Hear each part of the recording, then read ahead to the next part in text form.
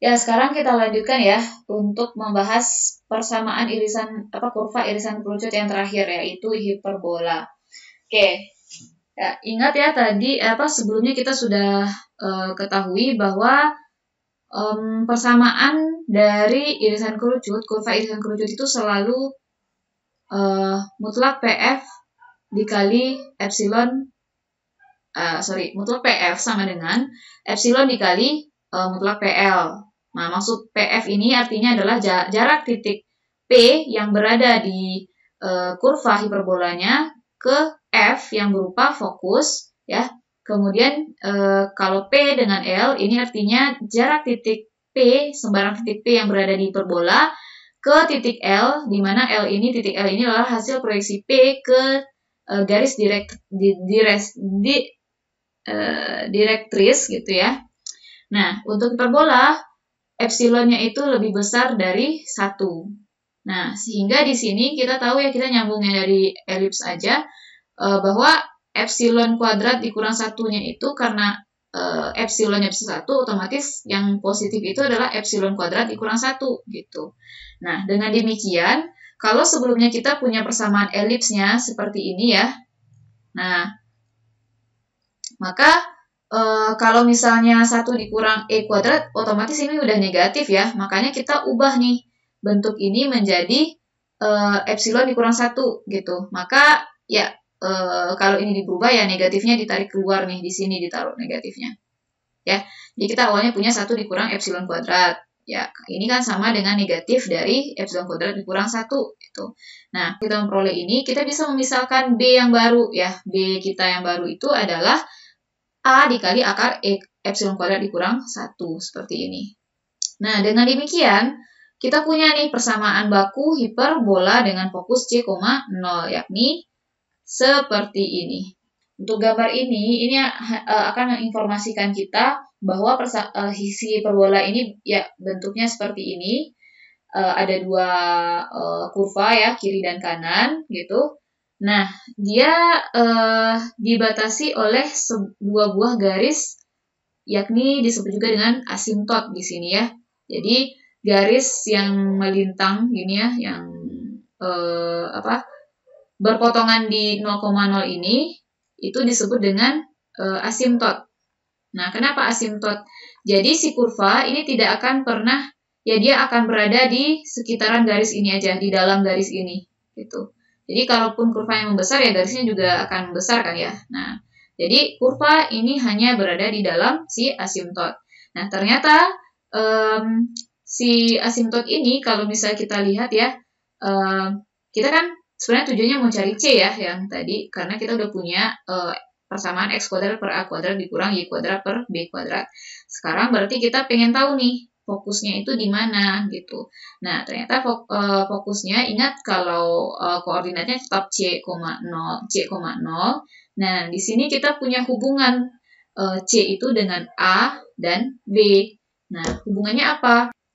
Kalau dari gambar kita bisa lihat nih bahwa C itu di sini ya, ini A ya, sampai sini A karena ini titik puncak. Sekali lagi ini titik puncak.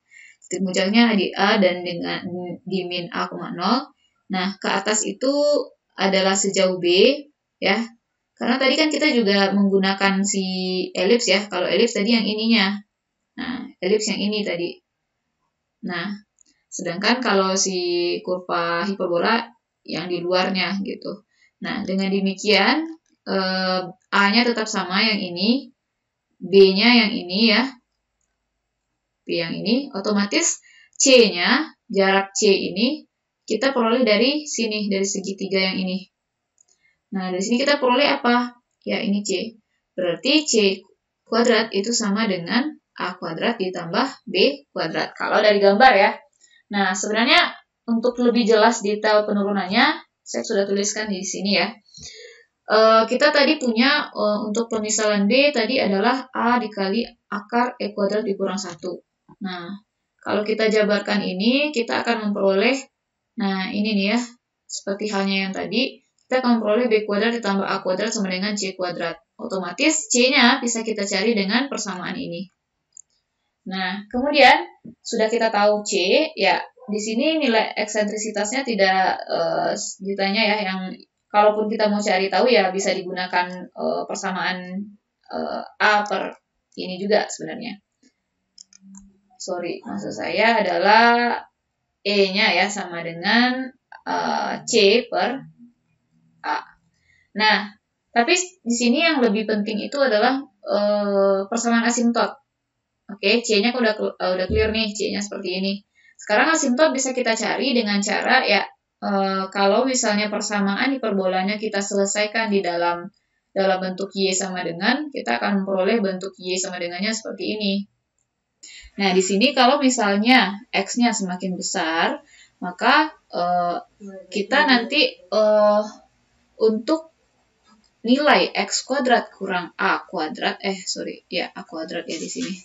Nah, ini kalau misalnya X-nya makin besar ya, pengurangnya ini udah nggak jadi masalah lagi gitu. Jadi contohnya ya, kita misalnya mengurangi 10.000 dikurang A kuadrat ya, A-nya tetap misalnya 3 ya, kan nggak berpengaruh ya. Jadi lebih kurang nanti kalau misalnya X-nya membesar, maka nilai dari akar X kuadrat dikurang A kuadrat ini ya, nilainya itu yang mendekati akar X aja, jadi pengurangnya dianggap nggak ada gitu. Nah, dengan demikian ini kan sama dengan X ya.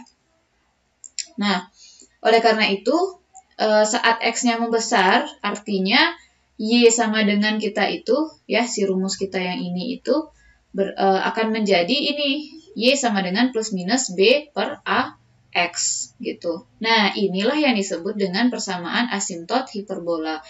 Nah, sekarang udah tahu ya C, kemudian udah tahu juga persamaan asimtot. Nah, sekarang kita perlu tahu jenis hiperbola. Sama halnya dengan elips, hiperbola juga punya dua jenis. Pertama horizontal dan yang kedua vertikal. Nah, untuk yang horizontal itu ya gambarnya bisa dilihat seperti ini nih, yang kita bahas sebelumnya. Yang ini horizontal nih berarti ya, horizontal. Nah, artinya kalau di persamaan kita pakai persamaannya tadi X kuadrat per A kuadrat dikurang Y kuadrat per B kuadrat. Artinya apa? Ya, si A-nya ini titik si puncaknya itu ya berada di sumbu X gitu. Nah, jadi kalau horizontal itu puncaknya ya, puncak hiperbolanya itu berada di sumbu X. Nah, kalau yang vertikal, ingat saja kalau puncaknya itu berada di sumbu Y. Nah, gitu ya. Jadi puncaknya berada di sumbu Y. Nah, dengan demikian, di persamaannya juga begitu. Kalau misalnya tadi horizontal puncaknya berada di X, sumbu X, nah maka persamaannya yang A kuadrat itu berada di bawah X kuadrat. Nah, yang ini nih. Nah, begitu juga dengan yang vertikal. A-nya itu atau titik puncaknya itu berada di sumbu Y. Otomatis A kuadrat itu berada di bawah Y kuadrat yang ini. Gitu aja ya cara mengingatnya.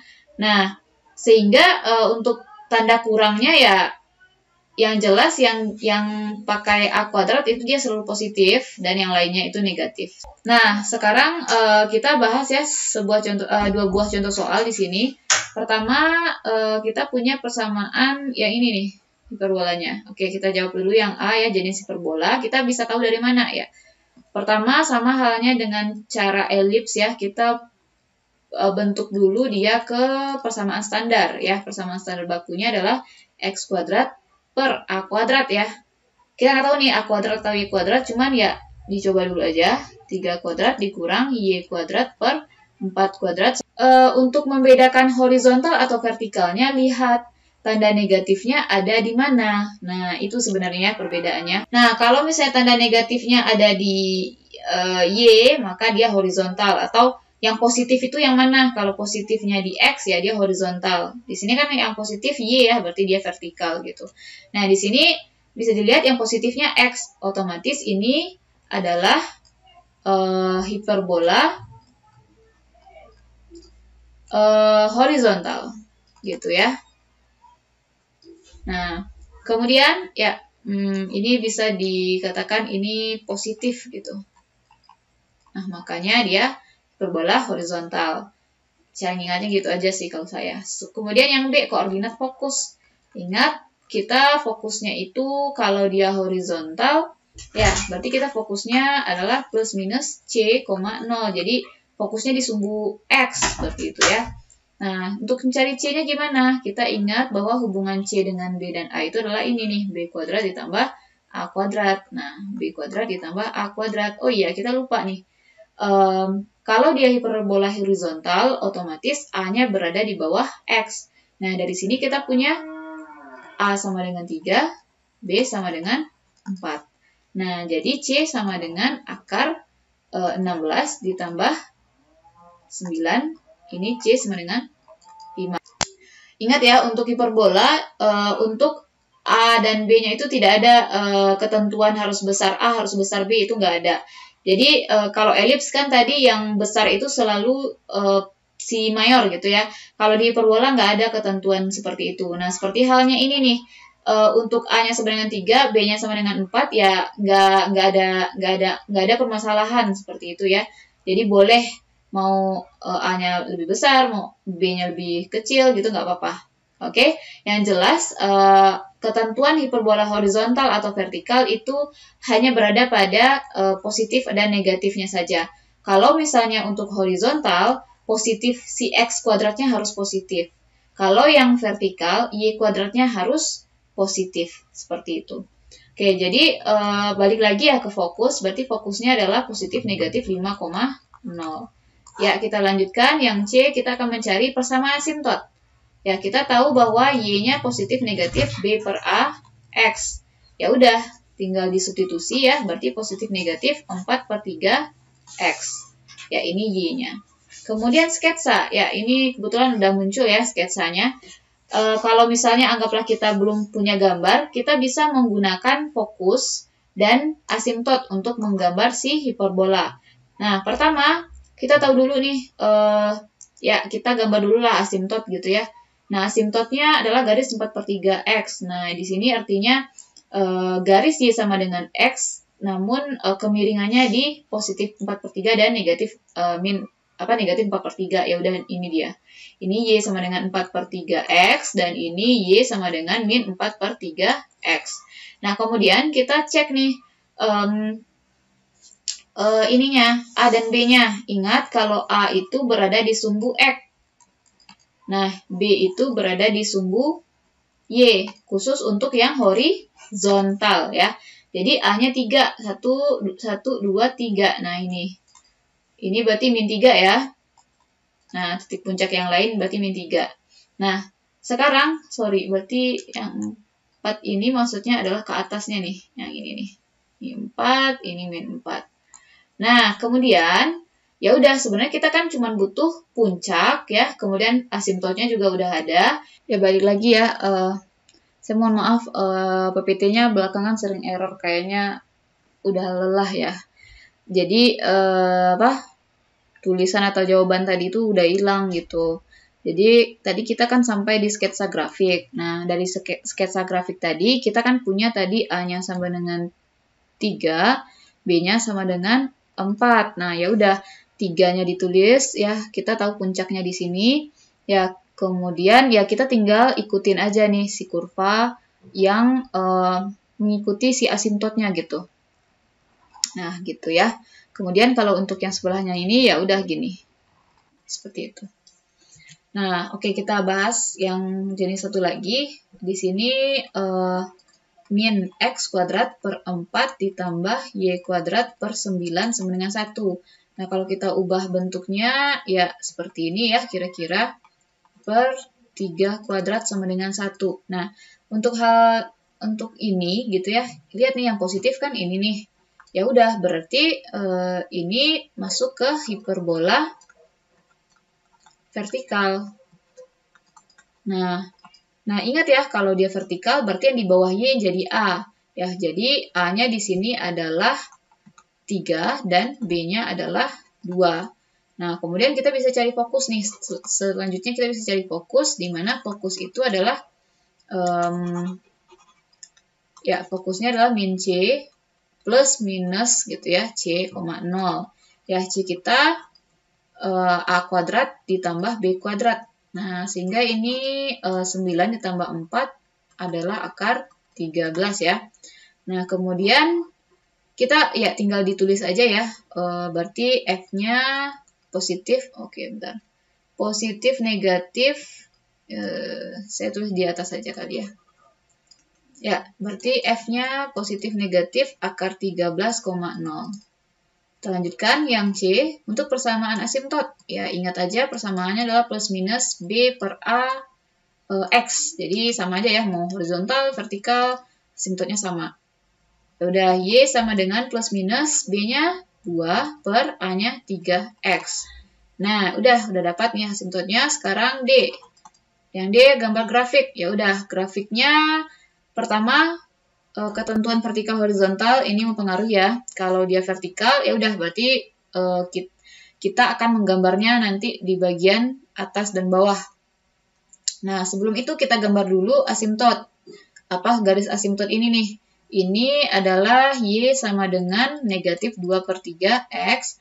Kalau yang ini adalah Y sama dengan 2 per 3X. Setelah itu, kita cari nih si A-nya berapa. Nah, A itu adalah titik puncak hiperbola. Nah, A-nya 3, yang di bawah adalah min 3. Ya, benar ya.